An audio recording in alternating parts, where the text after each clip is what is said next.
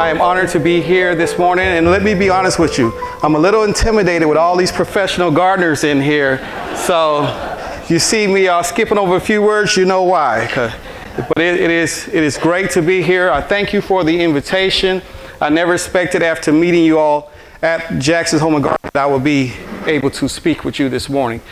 Today I'm going to talk to you about Soilless Seed Starts. And seed starting for me is very important.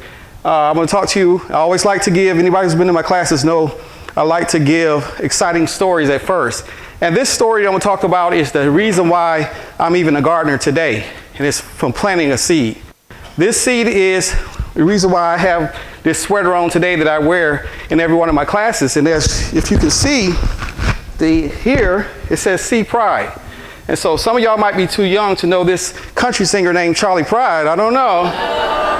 Okay. Well, Charlie Pride, his family gave me this sweater. When he passed, they called me on the phone and say, "Well, Coy, how did you do that?"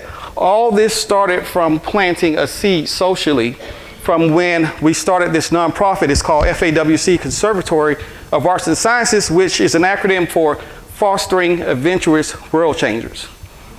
And the reason how we got started in this was someone called me on the phone and said, "Coy, Walmart is closing down in Duncanville and they want people just to come by and get a few plants." Well, I'm a filmmaker, I'm a musician. I have no clue about gardening. So I was like, well, we'll go down and get a couple of plants for the nonprofit. When I went down there, one of the managers said, "Hey, the general manager wants to get rid of everything. Do you have a way to take it?" So of course, one of the board members of our nonprofit had a box truck.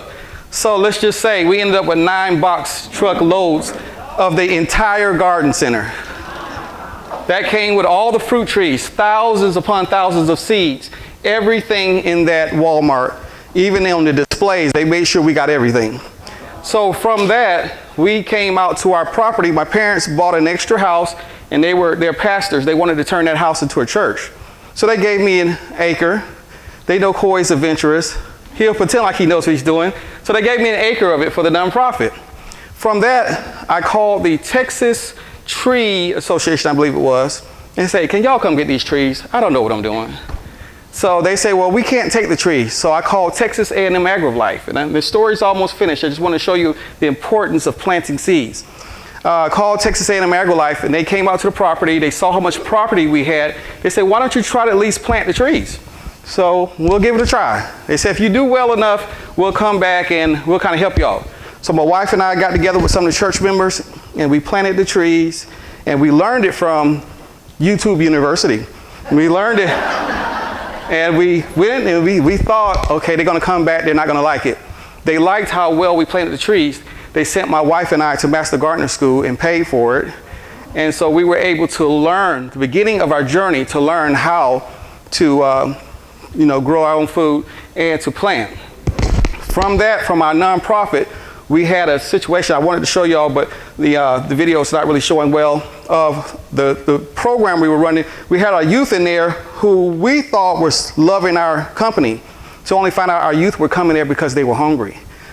They would go to school Monday through Friday, and that was the last meal that some of them would have for the day until the next morning. And so we came up with the idea, was like, well, instead of just giving away these free plants, why don't we create a program to teach people how to start their own, or how to grow their own food from home. They may not have soil, but there's a way to grow your seed, start your seed soillessly. So we went to Home Depot, learned how to do that with the Soilless Seed Starts, and then we taught people using anything they have with those seed starts to do things like this. We found this on this fish tank on the side of the road, 10-gallon fish tank, and then we put soil in here and we grew onions, potatoes, strawberries are in here, mint is in here. All these things that we are teaching people that wherever you are in life, no matter your situation, you can be able to take care of your family and bring some pride into yourself when you come home and see something like this that people can do from, once again, Soilless Seed Starts and being able to grow your own food. And that's what we're going to talk about today, how to go from the Soilless Seed Starts to be able to go to your garden, whether it's outside, whether it's in your house, whether you have an old tire. We grew ginger root in an old tire with soil. We took some old boxes and we've grown all kinds of things. I wish I could show you the video of our property. It's an acre now, And we have about 65 fruit trees right now that are producing everything from apples, nectarine, peaches, plums, pears, all these things that's growing right here in our property. Y'all ready? Yeah. All right, so the first thing that I make sure that people know that is, anybody know in here, which I'm sure you do, what zone we're in? USDA zone we're in. We're in zone 8A. So that's very important once you get to the second stage when we start telling people where they're going to grow their food, because it's important to know that. And kind of missing my seeds that was up here.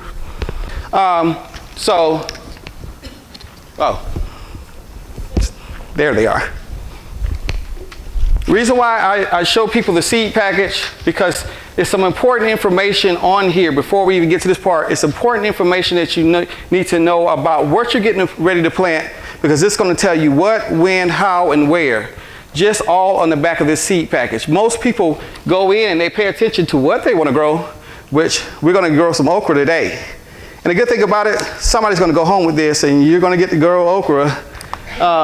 This is here, we're going to grow okra today. And so I'm getting ready to grow okra. Coy, what did I do? On the back of this kind of tells you the planting depth, tells you whether it's going to be in sun or shade. It's going to tell you the height.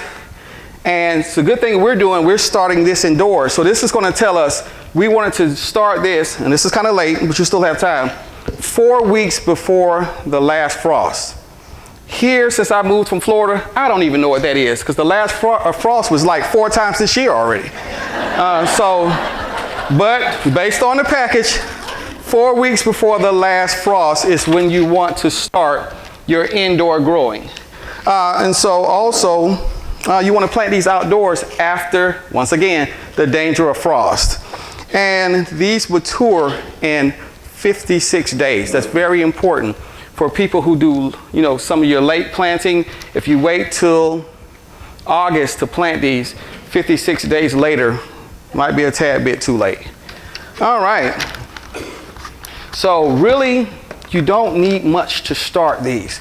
These are called peat pellets, and let me go over my notes here to kind of explain what peat pellets are, and we'll go from there. Peat pellets are a type of soilless growing medium that is made from compressed peat moss.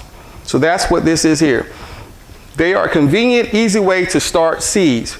Peat pellets are lightweight and easy to handle, and they can be reused multiple times. That's why this is important, because this gives you an opportunity to use various types of seeds with these. Why use peat pellets? There are several reasons why you want to use peat pellets. Peat pellets are already sterile, which helps to prevent the spread of disease. We already said about use. They're a good choice for people who have limited space.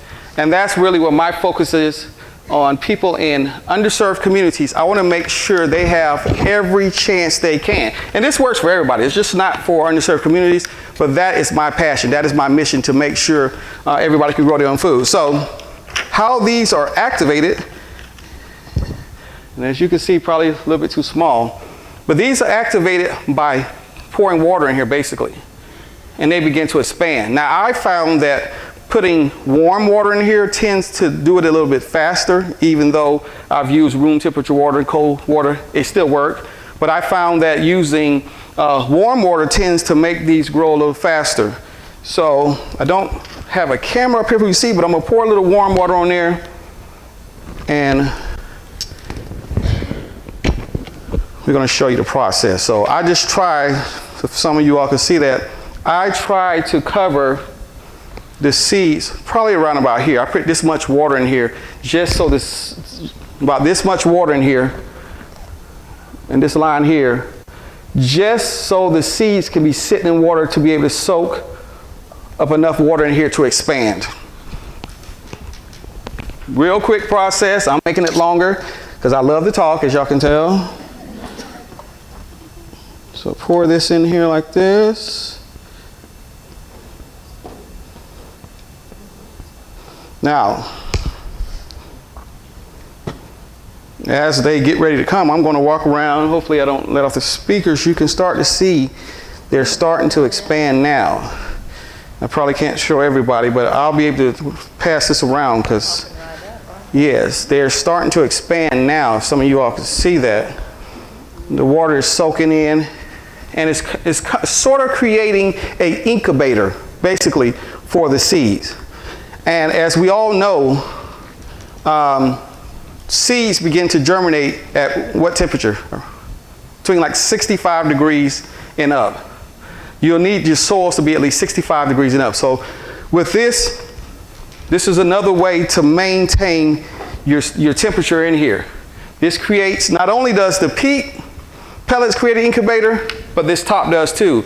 Once you get this to a temperature to where it's nice and warm enough to incubate and start to have these seeds germinate, you can put this up top here, and as you can see, it's starting to smoke up already.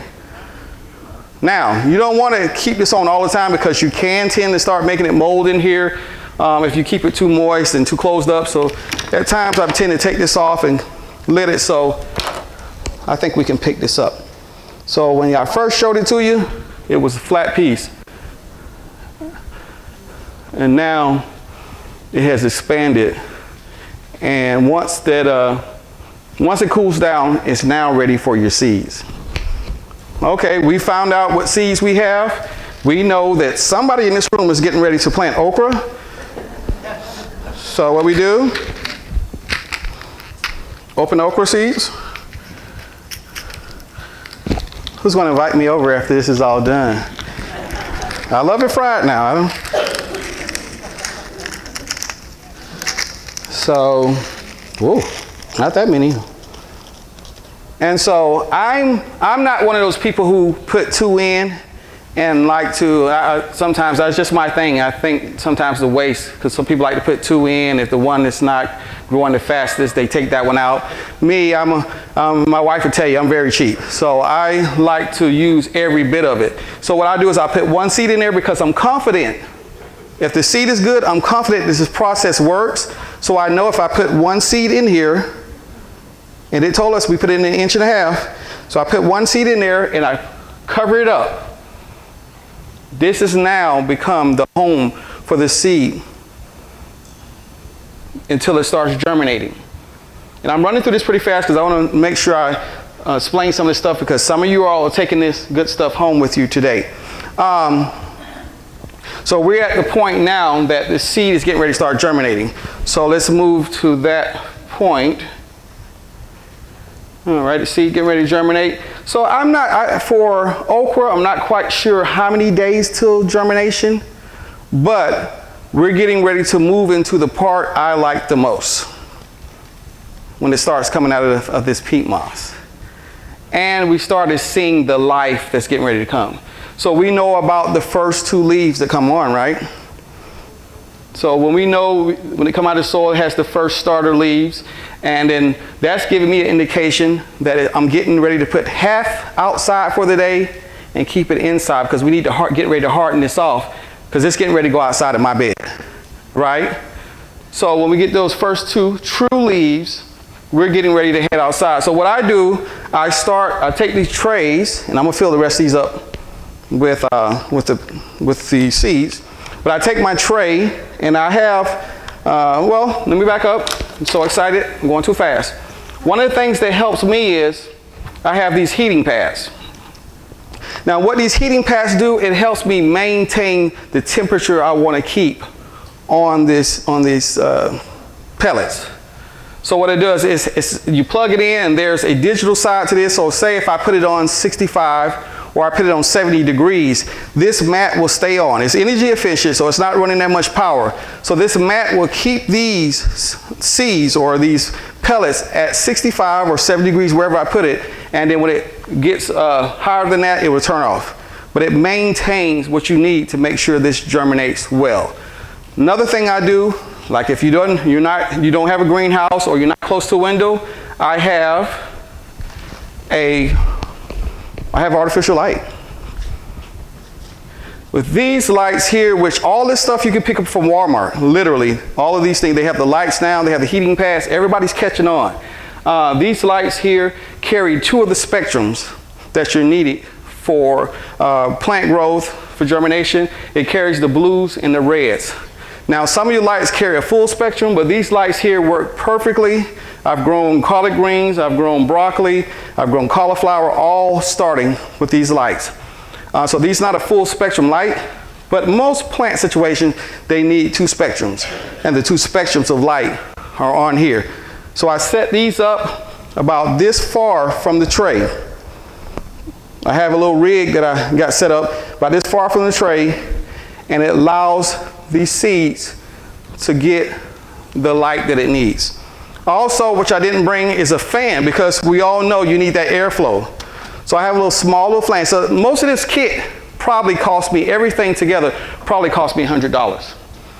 Everything I'm using now, these peat pellets, probably like $6 or $7 at Walmart. The bigger you get them, like this one, that somebody's taking home with them today, the bigger you get them, of course, the more they cost. But this around about $6. So I'm giving it the light it needs, I'm giving it the air circulation it needs, and I'm giving it the heat it needs. So now we've gotten to the second stage of growth. And I'm just going to borrow one of these. I didn't grow these, but I'm going to borrow one of these.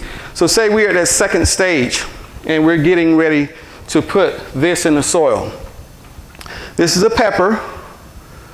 We like peppers in here? Oh yeah. Well, somebody's taking this home with them too. So what I do is, most of the garden centers, and you probably don't notice, if you pull these peppers out, if you pull some of your trees out, you'll notice that a lot of them are in peat pellets. Most of the grow houses now are finding it's a very efficient way to do multiple plants, and in less time, and it's less expensive. And so say this was in the peat pellet, of course I would take this out, you know, I would break up the roots, and I put my peat pellets directly in the soil.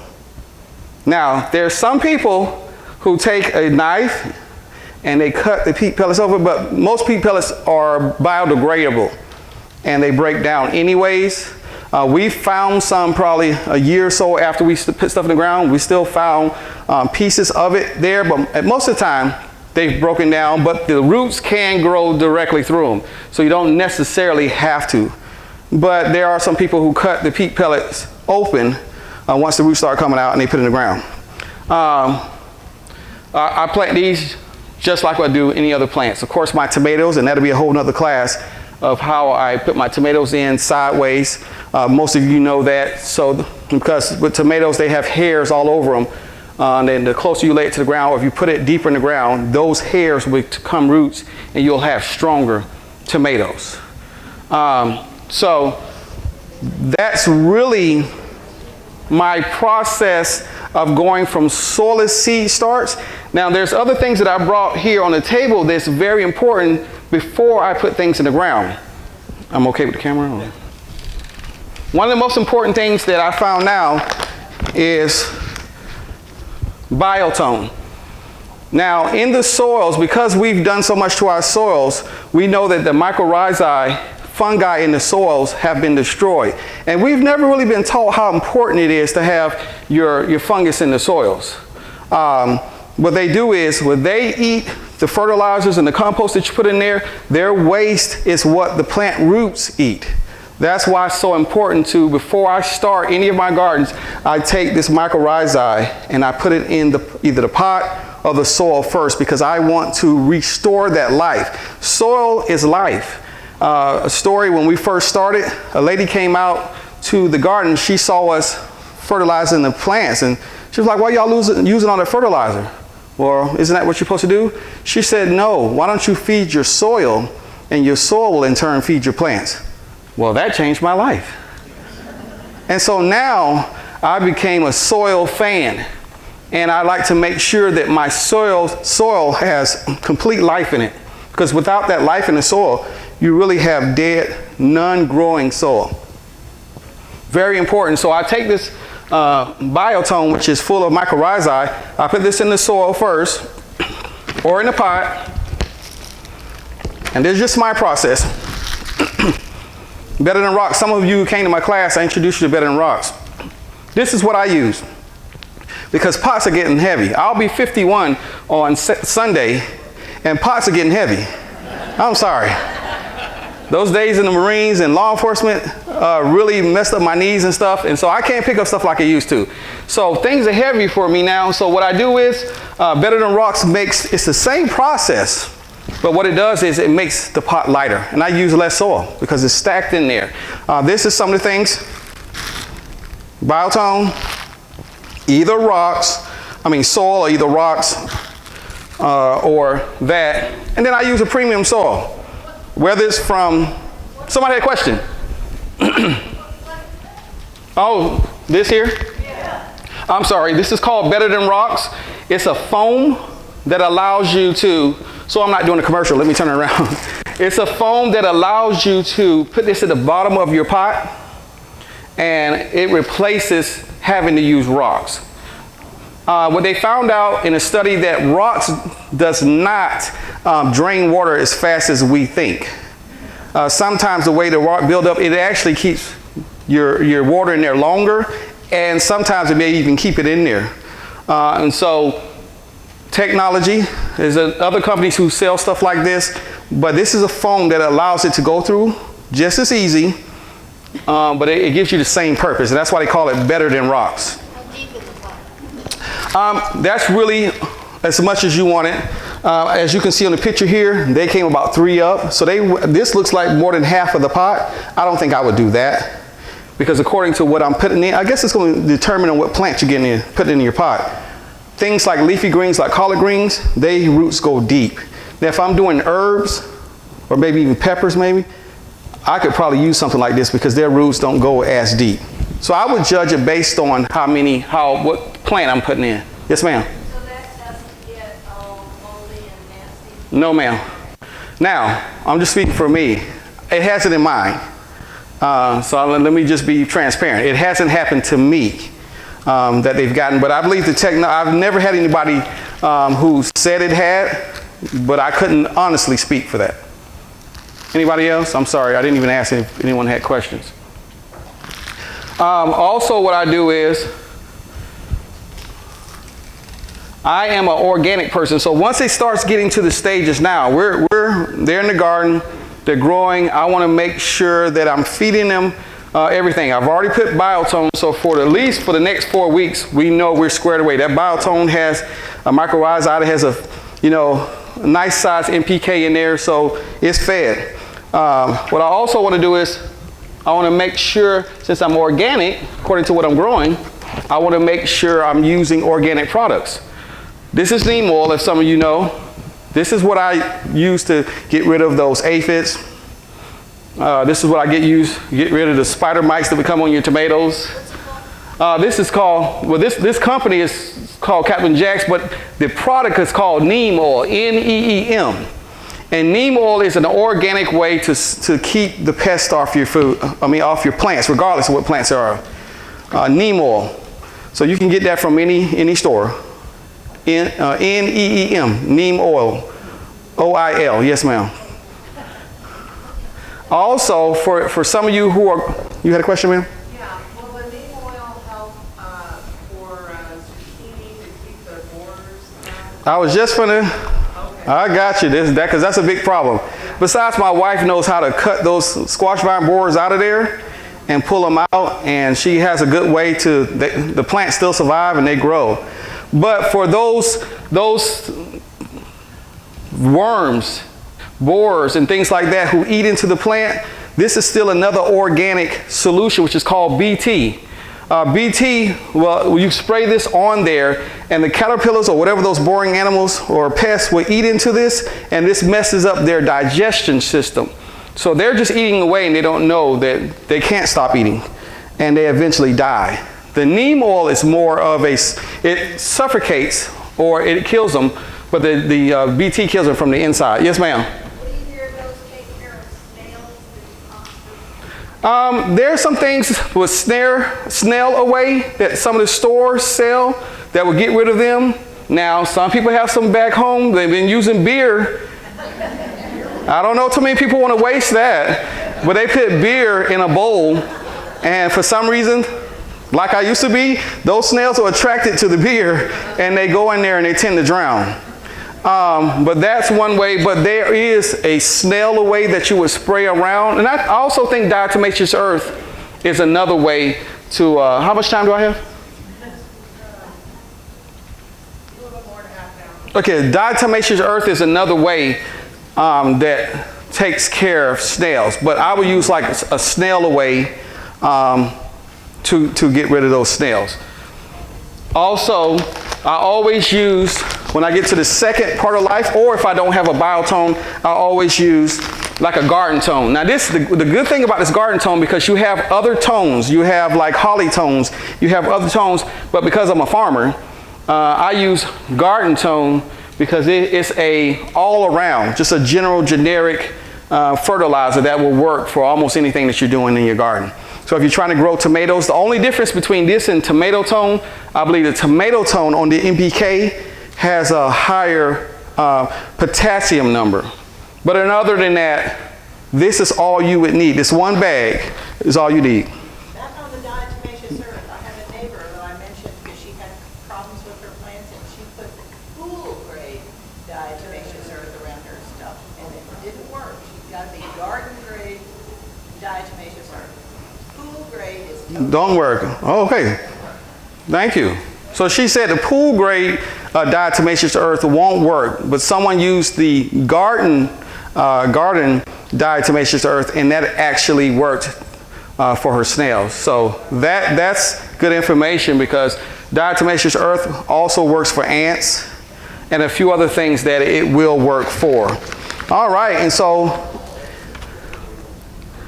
I think some of you came to my class, we talked about Super Thrive. And Super Thrive is another way to add vitamins to help. It's a foliar spray. So you spray this on your leaves that will help give your leaves healthy. It feeds the plants through the leaves and the top of the plant as well. You can spray it towards the roots, which I have, because most of my stuff is outside. Most of my stuff is in a greenhouse. If you don't spray any of these sprays, whether it's neem oil, BT, early in the morning or late in the evening, by the time the sun comes out, it could tend to burn your leaves. So I use this right here probably early in the morning, hours before the sun is getting ready to come up. And even if I use some of these things, it's according to what the strength is, I'll still water my plants to make sure that it's not sitting on there when the sun comes out. Yes, ma'am.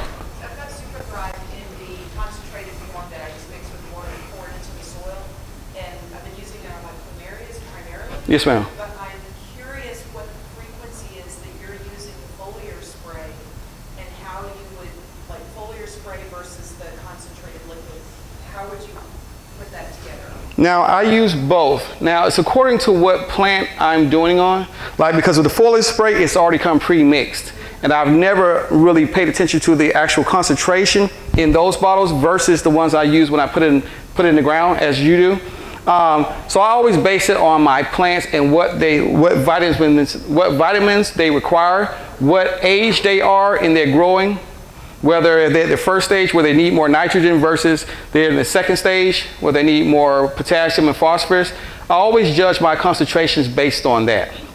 Did that make sense? So, and that would also dictate how frequently you treat them. Yes. Okay, are there any visual cues that they're needing a treatment?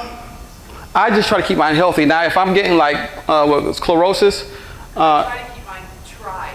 yes, ma'am. Help you to try. No, and that's what this whole process is about, is trying, because the reason why I'm able to grow food as well, I destroyed half of my parents' property and food. So I told them they had to be patient, because that place looked terrible for at least the first 4 months. And so even now, for some of you who come to Jackson's, because Jackson's, the quality of the plants they sell, if they have anything, if it's a nick on the plant, they donate it to my nonprofit. So I have hundreds upon hundreds of house plants. So if y'all want some, y'all know where I'm at. Hundreds and hundreds of house plants and stuff that I'm testing on in the same process what you're talking about now. So not only do I want to be versed in food, I want to know more about house plants. I want to know more about plumeria. I want to know more about corbels and I want to know about all these things. So I'm still in that testing process. But I kind of spray mine every 4 weeks I'm spraying that solution on them just to be a, well, some people say pre-emergence. That's for your grass, but I'm just trying to stay ahead of the game for my plants as well. Last tiny little like addendum to this is Epsom salt. I love it. When and how and why? Well, I use Epsom salt because for me it tended to make my strawberries and my tomatoes sweeter. Whether that's all in my mind, it tends to work. I believe that's magnesium sulfate, so if you're suffering in that area, I believe it brings that up, and it helps the plant health-wise, makes the plant healthy, but I use Epsom salt all the time. I'm a true fan of it. Like I say, it has done wonders for my tomatoes and my strawberries. All right, so we're almost there, but I wanted to share a few other things that we did. We started from seed. Now these are seed, this is a seed bag here. Anybody know what this is, what this plant is? Somebody said? Potatoes. This is potatoes. This came from one potato, seed potato. All right, so whoever takes this home, you'll probably want to add more soil to this, but by the end of the growing season with that one seed potato, it could be 20 to 30 potatoes in this bag. And so what you do with potatoes is that once this start coming up, you cover it up with more soil. That's why we folded this up. So you're able to add more soil to this bag. And the more soil you add, the more potatoes you'll get. So this is a little secret, well, it's not a secret, everybody's doing it, but it's a little trick that we like to do. These love to eat, so you're going to want to make sure you feed it and it loves water. Sweet potatoes too? Sweet potatoes do the same thing. Matter of fact, I put one sweet potato in the ground and forgot about it. So I was digging up this garden box trying to put something else in there, and I hit something hard. So I stuck my head down there to see what it was, and it was a sweet potato this long. Well, what is that? Another sweet potato this long. Another one this long, this long, this. It was full with sweet potatoes that we didn't even know was there because they grow under the ground.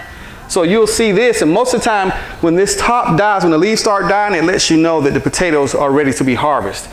So that plant may have died a long time ago. We forgot it was there, and we had all these delicious, I did mention they were delicious, sweet potatoes that were in the ground. And so that's one of the tricks I would tell you about urban farming, about making sure everybody can grow their own food. There's just a simple bag that has soil in it that we put a potato in that's providing food for a family. I mean, honestly, this would provide food for a family. Yes, ma'am. So I'm assuming it has drainage. Yes, ma'am. Actually, to be honest with you, when I pulled this out of the garden this morning, you can see the roots started growing out the bottom. So it started attaching itself under the ground and getting ready to grow again under the ground where this was.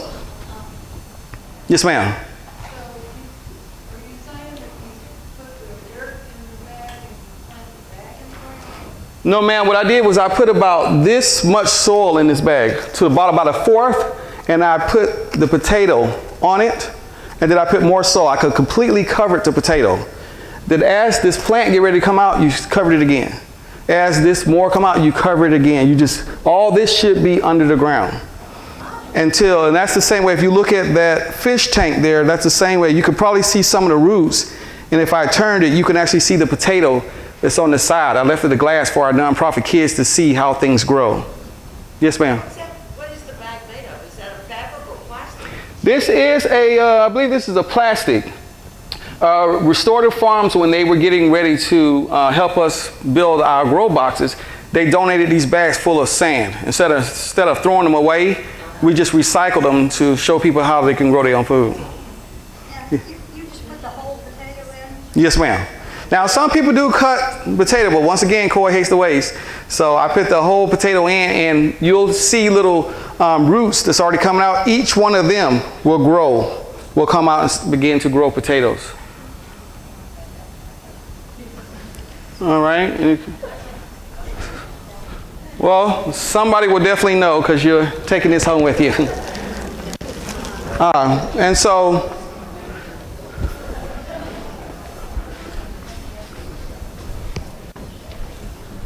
getting close to the end, as I get ready to close, this is one of the things that Jackson's Home and Garden donated. Many of the things they've donated, many of the raised beds, and thousands of other dollars worth of things they've donated to. So I'm so appreciative of what they've done. But this is a portable or above ground raised bed. You could use these with all of those pellets that I showed you how to use. And you could put soil in here, and I would probably put the soil here or just here so you can water it and not worry about the soil rolling off the top. I'm sorry. So they already come where the water will not sit in there long. They comes with a grate that's in here that allows the soil not to get stuck on the bottom. So this is almost like rocks once again, or like that foam, better than rocks, that little grate at the bottom. So the plants won't be sitting in water, because we know most plants hate root rot or hate to sit in water because of root rot. So this is just another idea of how you can show people. We had collard greens in here and onions. I didn't get the chance to bring you a bunch of onions because they're still growing. So if I'm able, I'll probably get with Linda and send you all some good onions. We have too much we can't even give away. So we would love to share with you. But you can fill this up with premium soil, and you can grow food, you can grow herbs. If you put something in here, just don't put mint in here with your herbs, because the mint will completely take over. I found that out the hard way. So everything I'm telling you that's negative is because I know personally. So as I get ready to close, I just wanted to share with you my passion of, one, how I got started, number two, how I love to travel. Because I fed those kids in the Pleasant Grove area, I don't know if some of y'all are familiar with the Pleasant Grove area in Dallas, because my wife and I took time to plant a seed in these kids' life, I've been able to go and become a master gardener. I've been able to get a job where I do plant sales at Jackson's Home and Gardens. I've been able to travel, get elected to a USDA board where I became a federal official. I've been able to do things that I never would have thought. I'm a country guy from Florida. Amen. I literally lived in the country in Florida. Never thought I would come to Dallas, feed some kids I didn't even know. We've lost some kids, and the problem of food insecurity is just that bad. Kids going to the store to get something to eat and never coming back home. That's why it's really passionate for me, and that's why it's passionate for me to let everybody know that you can grow your own food. My parents used to say back in the days, and some of y'all probably heard this, it's better to know it and not need it than to need it and not know it. And that's how it pertains to food. You may never need to know how to grow your own food, but just in case, it's always good to at least have it. Thank you.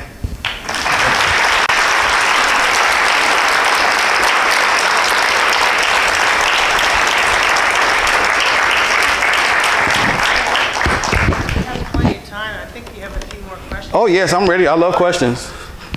And if some people want to help me put some of these seeds in, that'd be great, because I definitely want to make sure someone keeps me posted about their okra. Yes, ma'am. Question about your Epsom salts. Do you put it in the soil with it, or do you try to get it dissolved? I've tested it at the nonprofit 3 ways. 1, I put it directly in the soil. I work it in the soil and water it in. Number 2, I put it in the water and I mix it down in the water, and then I pour it on the plants. Or number 3, I mixed it in a real light mix and I use it as a foliar spray. Okay, which was the best? In the ground, straight in the ground, watered in. Sometimes, because I'm not really good with measurements, I think I dilute it too much. So it'd be very important to know your measurements when you plan on diluting. Thank you. Yes, and thank you. That's the Bible says when you have a wife, you have a good thing, amen. She just reminded me some good stuff. There's different type of Epsom salts. You can't use your lavender Epsom salt out there. There's Epsom salt specifically designed for gardens. You can find that like at your big box stores, Walmart, Home Depot, Lowe's. They'll have it in the gardening section. Another place where they'll have good gardening organic, I'm coming back to you with somebody over here. Another good organic way to kill weeds and stuff in your garden is with another, that's vinegar. Now, you'll go to the, once again, you'll go to the gardening stores and get that vinegar. I think it's a 30% vinegar. You'll see it. It's specifically in there in the garden section that you'll spray, and it's a spray, and it's an organic way to kill weeds. What kind of success have you had with like beefsteak type tomatoes versus most of us in Texas have only been able to grow the small, the Romas or the cherry type tomatoes? Too good. We had to the point that, and I hate food waste, we couldn't get rid of them, so a lot of them wasted. We've been blessed. Like last week, somebody called us and gave us 100 flats. I mean, it gave us flats of about 100 tomatoes that we got to plant now. So we've had beefsteaks that was so beautiful. Once again, I believe personally it was the Epsom salt, because that's one of the things I used on them. One problem we had, and this is what we're going to make sure we not do this year, is we planted the tomatoes too close, and they need a lot of good air. And so we planted too close, they were growing everywhere, and they got too heavy for the trellises, so we was walking over them and smashing tomatoes. So it was a lot of pasta or paste down on the ground, because we were stepping on tomatoes everywhere. And not only did it do that, the seeds from those tomatoes were growing more tomatoes, so we had tomatoes everywhere. But yes, beefsteaks will grow here. The sweet 100s, which are the equivalent of the cherry tomatoes. The Romas, we've had the purple ones. I forgot what they were called. The heritage. We had so many, people gave us so many donations. We planted and we don't even remember the name of them. But we've never had a tomato that wasn't, that didn't do well. But once again, we over love on our soils.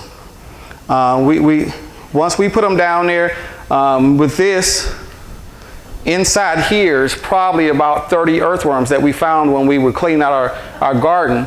And so that's one of the best things you can, if you do something inside, one of the best things you can do is put earthworms in there. So it's probably about 20 or more earthworms in there. Oh, Cherokee purple. Have you grown the Cherokee purple? Well, you're finna to now.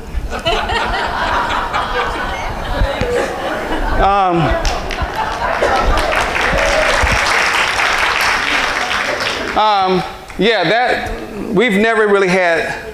Only thing I think we've had problem with, because they require so much water, are eggplants. Anybody ever had a problem with eggplants, ma'am? I'm trying again. Last year, I got started, and then I just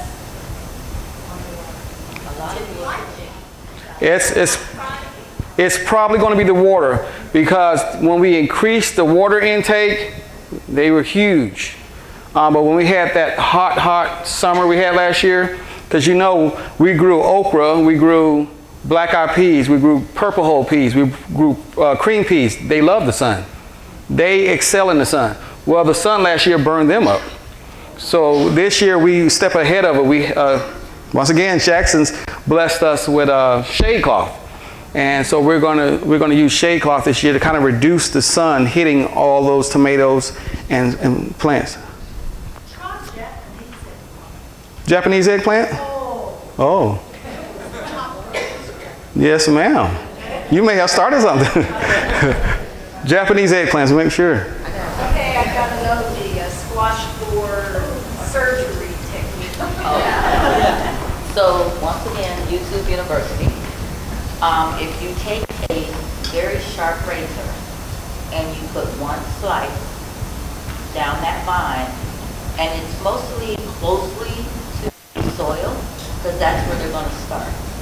And you'll see mush. And you follow the bush with that one slit. And once you find it, it'll take you straight to the vine, to the worm, and you just pull it out. Well, I just pull it out. And I do wear gloves. And it looks like a grub. It just looks, it's really, matter of fact, before they get there, you'll see, I believe it's a moth, a white moth with a black dot on it. And I believe that's the culprit. They start there. You'll look for, when you're doing tomatoes, you have to look out for the spider mites. I'm sorry, someone said? Think small. Okay. Think small. Y'all telling me something I don't know. Tomato hornworm. Oh, there. Yeah, that's the devil. Yeah, a little sneaky. They'll be right in front of your face. You'll never even see it. They're huge. Okay, thank you. I was just told that you can use cornmeal to get rid of ants. Have you heard of that? I have you heard of that? Yes, cornmeal and oat grits. Well, they take it to the queen. It's just sprinkle it in it. Like you said, something else, it disrupts their digestive system. Sprinkle it over there. Yes. Yeah, I heard it when they eat it, it expands inside them or something like that, and they. Yes, so that I did hear that. Now I haven't tried that because I love eating. It's not the So. ant. The ant takes it to the queen, and the queen eats it. Once the queen dies, then the whole nest dies. So. Coy, can you repeat what she said? She said that when they take it to the queen, and once the queen dies, that's when the whole mound dies. Yes, ma'am. I was one of the fortunate ones that received a black-eyed pea plant from you. Oh, you did? How did it do? It did. I wanted to let you know I had a picture of my first little pod. Oh, great. I only got two, but I actually saved them and was born to plant them the season because it was not enough to do anything with. So I saved them and was born to plant them this year. Exciting. I was just curious also if anyone else has. No, mine died. Yours died? Well, we gotta get. Mine grew. Well, we gotta get you another one this year. We can't have that. I just wanted to let you know that. Yes, ma'am. Yes, ma'am. So, once again, we love to grow. Now, I'm starting to get more. Oh, we have another question. I'm starting to get more versed. I'll be right there on the house plant. So, the more I see you all, I would love to get more information from you all because I know I'm in a room full of garden clubs. So I know this is a wealth of knowledge that I can learn from you all too. And if you have questions for me at any time, Linda knows how to reach me. And definitely I want to make sure I get you your black-eyed peas this year. No, we want to make sure they're successful. I gave out more. Anybody else had success? Yours did well? Yours did well? All right, that's good to hear. Not that I didn't believe it would, but I'm just happy that it did. Yes, ma'am. So back to the biotone and the soil, which is like our microbiome. If our microbiome is jacked up, our body is jacked up. Yes, ma'am. With our soil. I'm gonna use that. So I am trying to take old garden beds and amend them. And I am doing top dressing, I'm doing stirring in the top. I have a lot of perennials, a lot of bulbs, a lot of roots. So it's difficult to like really get down in deep. And I also am on an acre with 12 garden beds, huge beds. Yes, ma'am. So if I were to take the biotone, would you suggest put some in the hole of every plant that I put in? Or would you suggest a top dressing or? I personally put in each hole now, but because my soils are already pre-treated with some type of compost, whether it be black cow or whether I get some from where I work, I make sure that my soils are already ready. So the good thing to do before you do anything, especially if you already have a bed, is to get a soil tester. I would check my pH and see where I am. Texas A&M AgriLife gives a free soil test. Well, I don't know about free, but they give a soil test. Your county extension could do that. But I would literally, what I tell people all the time, your soils might be perfect already. So before I do any adding, I would do that, or just simply add compost. And that's what I've been doing. I bought 26 bags of living earth compost. Yes, ma'am. And I need to go buy more. And I also got a bunch of mushroom compost, and I bought like 6 huge bags of worm castings. Yes. So every bed is getting all of that, and then I'm layering newspaper underneath my mulch. Right. To kind of help, add to the whole. So you're doing everything right. So how are your harvests? I mean, how's everything looking? I do very few vegetables. I'm just getting into that now. I have my herbs are in good shape. My plants that are Texas hardy, Texas native do great, and then I've got other plants that kind of struggle. And I know that they're all planted where the sun belongs and where the water and the mulch and all. I know I'm doing all of that part right, so I'm attributing the struggling plants to the soil. To the soil. I don't really quite know. I would do a soil test because sometimes we could have too much in there and too much of one thing, and it might be too, even the nutrient wise, sometimes you may have too much in there that may work for this. It may work for this Texas laurel, but it may not work for this lemon tree. I'm just throwing out two things. So sometimes putting everything, because I learned that now in this process, just because I want to put everything in one place, well, I can't put this succulent in with this because the succulent doesn't take much water. Well, this is only the second year I've done anything. Last year was just scratching the surface and doing anything for the soil. I know I still have a lot of clay. A lot of clay. I was thinking that the Vitaton might be something that would kind of help rejuvenate the fungus. And it may just need the fungus, you know, it may just, the microbes in the soil may be not as where they need to be. So I would try that. But I would do each hole. I wouldn't do the whole thing. Cool. All right. Thank you. 2 questions. Your grow light, do you have that on 24 hours a day? And how do you know, you said buy good quality potting soil, but is there a way to know which is good quality? I look at the back of the soil and I want to make sure that it's not more sticks. Because a lot of times now, what they're doing now, they're filling these bags with a bunch of sticks and mulch, and so you really don't have much in there, but a nice looking bag with air. So I'm going to check the soils and see if it already has some compost. Like with this is Jackson's. I'm not here to sell, so this is Jackson's, but on the back of theirs, you can see they have aged pine bark, they have peat moss, they have perlite already here because this is a potting soil. Texas green sand, I don't know what that is, but they already have your earthworm castings in here, coffee grounds in here for your nitrogen. So they have a lot of things in here. They have bone meal in here for your potassium and phosphorus. So I would make sure that they have anything that's going to, you know, pretty much take my plant through all the stages. So I heard in here they do have nitrogen in here. They do have potassium in here. They do have phosphorus all in this one bag. Now with my lights, the only difference between my plants being outside and the inside is the artificial lights. But I keep mine on the same it would if it was outside. You know, a lot of these companies are talking about, oh, the bills are so high to do inside. Well, you're running your lights 24 hours. Plants, like me, have to sleep. So I believe sometimes I set them for 6 hours. Sometimes I may set them for 8 hours. But I do not let them run 24 hours a day. I don't think that could be healthy for the plant. I could be wrong. But I think at some point in time, nature, for all these years that we've been here, it had a morning and a night, and I want to keep the plants in that same type of pattern.